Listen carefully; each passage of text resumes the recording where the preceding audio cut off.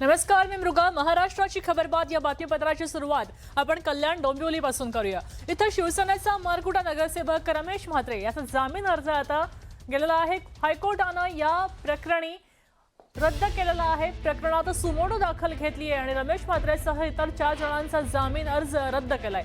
विशेष म्हणजे हायकोर्टानं या प्रकरणी कल्याण कोर्टाच्या निकालावर आश्चर्य व्यक्त केलं. रमेश म्हात्रेने 4 साथीदारांसह शास्त्रीनगर हॉस्पिटलमध्ये घुसून डॉक्टरांवर हल्ला केला, पण म्हात्रे आणि त्याच्या साथीदारांना सहजासहजी जामीन मंजूर झाला आणि त्याच्या साथीदारांचा बॅकग्राऊंड लक्षात घेऊन पोलिसांनी सुद्धा तपास करायला हवा होता असं कोर्टानं म्हटलंय. दरम्यान कोर्टानं रमेश म्हात्रे आणि त्याच्या 4 साथीदारांना उद्या संध्याकाळी 5 पर्यंत सरेंडर करायचे आदेश दिलेले आहेत. आपण पाहतोय की आता हा रमेश म्हात्रे जो नगरसेवक होता त्याला जामीन दिला होता, वैद्यकीय कारणास्तव जामीन दिला होता. मात्र आता उच्च न्यायालयानं या प्रकरणी गंभीर दखल घेतलेली आहे आणि त्याचबरोबर कल्याण कोर्टावर आक्षेपही घेतलेला आहे, आश्चर्य व्यक्त केलेलं आहे. कोणत्या प्रकारे खरं तर जामीन मंजूर करून दिला असा प्रश्न त्यांनी विचारलेला आहे आणि त्याचबरोबर काही काळाचा अवधी दिलाय. या कालावधीमध्ये साथीदार आणि रमेश म्हात्रे यांनी सरेंडर व्हावं असंही आवाहन कोर्टानं केलेलं आहे. पुढची कारवाई त्यानंतर होईल. मात्र दरम्यान रमेश म्हात्रे याला सरेंडर करण्याचं आवाहन दिलेलं आहे. जामीन अर्ज रद्द केल्याचं पाहायला मिळतंय. आता हायकोर्टानं दणका दिलेला आहे. रमेश म्हात्रे याला पुन्हा अटक होणार आहे. त्याचबरोबर त्याचे साथीदार हे सुद्धा अटकेत जाणार तसं कळतंय. आपल्यासोबत प्रशांत बाग जोडले गेलेले आहेत.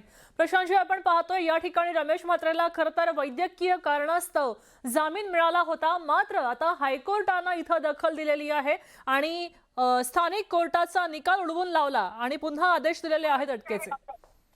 आपल्याला माहिती आहे की कल्याण कोर्टानं न्यायाधीश कातकाडे यांनी वैद्यकीय कारणास्तव रमेश म्हात्रेला जामीन अर्ज मंजूर केला होता. 50,000च्या दात मुचलक्यावर अटी आणि शर्ती टाकून जरी जामीन दिला असला तरी डॉक्टरांच्या संघटनेनं मात्र सोमवारपासून बेमुदत संप जाण्याचा इशारा दिला. कारण त्या विषयावरनं प्रचंड नाराजी होती कोर्टाच्या निर्णयावर सुद्धा. आणि मुंबई उच्च न्यायालयानं हायकोर्टानं याची सुमोटो दखल घेत याची तातडीनं सुनावणी घेतली आणि या सुनावणीमध्ये न्यायाधीश कातकाडे, कल्याण कोर्टाचे यांनी दिलेला जामीन हा त्यांनी रद्द केलेला आहे. रमेश म्हात्रेला तत्काळ सरेंडर व्हावं लागेल आणि त्याचबरोबर हायकोर्टानं राज्यव्यापी संघटनेचा जो सगळा संपाचा इशारा होता त्या सगळ्यांना सुद्धा विनंती केली आहे की तुम्ही आता संपावर जाऊ नका, आणखीन हा तुम्ही संप उद्यापासून तुम्ही करू नका. आता 19 तारखेला संध्याकाळी 5 वाजेपर्यंत रमेश म्हात्रेला हे पोलिसांसमोर शरणागती अर्थात आत्मसमर्पण करण्याचे स्पष्ट आदेश हे मुंबई उच्च न्यायालयाने दिले. हा नक्कीच रमेश म्हात्रेला मोठा दणका मानला जातोय. गोगा नक्कीच धन्यवाद सविस्तर माहितीसाठी. आता उद्या संध्याकाळपर्यंत रमेश म्हात्रे यानं खरं तर स्वतःहून आत्मसमर्पण करण्याचं आवाहन केलंय.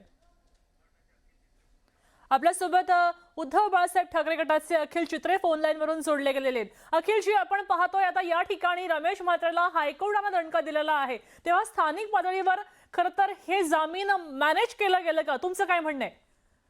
100% उच्च न्यायालयाने हा योग्य निर्णय घेतलेला आहे आणि योग्य न्यायालयीन दणका हे जे काही सेटिंग वगैरे करणारे जे काही तिथले स्थानिक नेतृत्व आहे त्यांना ही खूप मोठी चपराक ही आणि तिथल्या प्रशासनाला आणि जे काही प्रशासकीय अधिकारी ज्यांनी त्यांना मदत केली, ज्यांनी सगळ्यात आधी त्यांना अटक झाल्यानंतर पण त्यांना हॉस्पिटलमध्ये राहायची व्यवस्था केली, त्यांना सर्टिफिकेट देखील दिले असतील हॉस्पिटलमध्ये राहण्यासाठी, जे पोलीस प्रशासनाने त्याच्यात मदत केली, या सगळ्यांना जामीन मिळण्यासाठी ज्यांनी मदत केली, ज्या मुळे त्यांना जामीन मिळाला, या सगळ्यांना उच्च न्यायालयाची चपराक आहे.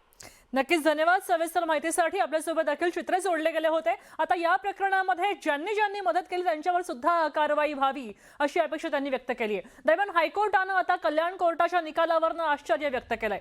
नेमकं काय पाहूया. हायकोर्टानं आता सुमोटो दाखल केलाय. जामिनाबाबत आश्चर्य व्यक्त केलंय.